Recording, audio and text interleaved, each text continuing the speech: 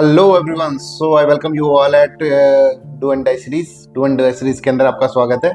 आज का हमारा जो टॉपिक होगा ना बच्चों, वो सेकंड कार्नेटिक वार होगा। ठीक है, सेकंड कार्नेटिक वार जो 1749 से लेकर 1754 तक रहा। इससे पहले 1748 तक एक वार चला था, that is known as first Carnatic war. उसका क्या रीजन था, ये सब चीजें अपन ने डू एंड डाई सीरीज के अंदर लेक्चर नंबर 10 के अंदर पढ़ ली। अब सेकंड कार्नेटिक वार देखते हैं। देखो भाई, मैंने आपको बताया था ये है फ्रेंच ईस्ट इंडिया कंपनी, ये है फ्रेंच ईस्ट इंडिया कंपनी और ये British East India company, right.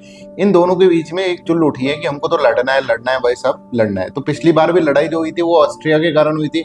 Austria में वार ऑफ सक्सेशन चल रहा था, तो उसके अंदर एक पार्टी को ब्रिटेन सपोर्ट कर रहा था, एक पार्टी को फ्रांस सपोर्ट कर रहा था, इसलिए इनकी लड़ाई चल रही थी। यहाँ पे भी इनके इसी तरह से होगा, पर यहाँ पर अब जो वार ऑफ सक्सेशन चलेगा ना, वो इंडियन किंगडम्स के बीच में चलेगा। एक हैदराबाद का वार ऑफ सक्सेशन, जिसमें कुछ लोगों को सपोर्ट करेगा ब्रिटेन, कुछ को लगेगा फ्रेंच, और एक होगा आरकोट वार ऑफ सक्सेशन। ठीक है, तो आइए इनको समझते हैं, बड़ा इंटरेस्टिंग है। देखिए, हैदराबाद वार ऑफ सक्सेशन के अंदर क्या होता है, हैदराबाद में एक निजाम होता है, निजाम ऑफ हैदराबाद, आसफ जहां, राइट। वो क्या होता है, उसकी डेथ हो जाती है, वो मर गया बेचारा। अब मर गया तो इसके रिश्तेदार जो हैं वो लड़ रहे हैं, राइट, आपस के अंदर कि हम बनेंगे राजा। ठीक है, हम बनेंगे। तो उसके अंदर मुजफ्फर जंग और नसीर जंग, ये दोनों जो है ना, ये दोनों लड़ रहे थे। अब मुजफ्फर जंग को तो सपोर्ट कर देता है कौन, फ्रेंच ईस्ट इंडिया कंपनी। ठीक है, कि हम इसको बनाएंगे, ये हमारा पट्टू बनेगा फिर।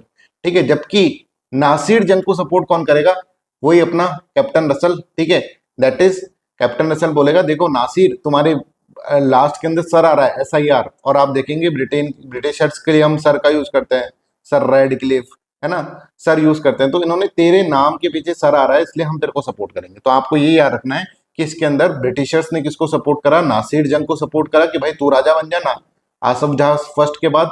और ये इसको कौन सपोर्ट कर रहा है, इसको सपोर्ट कर रहा है फ्रेंच ईस्ट इंडिया कंपनी। इसके लिए ये दोनों आपस के अंदर लड़ रहे हैं, फ्रेंच ईस्ट इंडिया कंपनी और British East India company, war of succession के अंदर ये भी अपनी टांग अड़ा रहे हैं। दूसरा वार ऑफ सक्सेशन उस वक्त आरकोट का चल रहा था। आरकोट का एक किंग था, वो मतलब नवाब था, नवाब अनवरुद्दीन खान। ठीक है, तो आरकोट का नवाब इसके अंदर मर जाता है, इसकी डेथ हो जाती है बैटल ऑफ अंबूर के अंदर, फ्रांस वाले इसको मार देते हैं, राइट। इसके बाद इसका बेटा मोहम्मद अली और चंदा साहिब, इनके बीच में एक तरह से पावर स्ट्रगल होता है कि कौन राजा बनेगा। पापा तो मर गए हैं, मोहम्मद अली बोलता है मैं बनूंगा, और चंदा साहिब इसके जो चाचा होते हैं वो बोलते हैं कि हम बनेंगे। अब देखिए, मोहम्मद अली को सपोर्ट करते हैं ब्रिटिश ईस्ट इंडिया कंपनी, और यहाँ पे मोहम्मद अली तिरुचिरापल्ली भाग जाता है।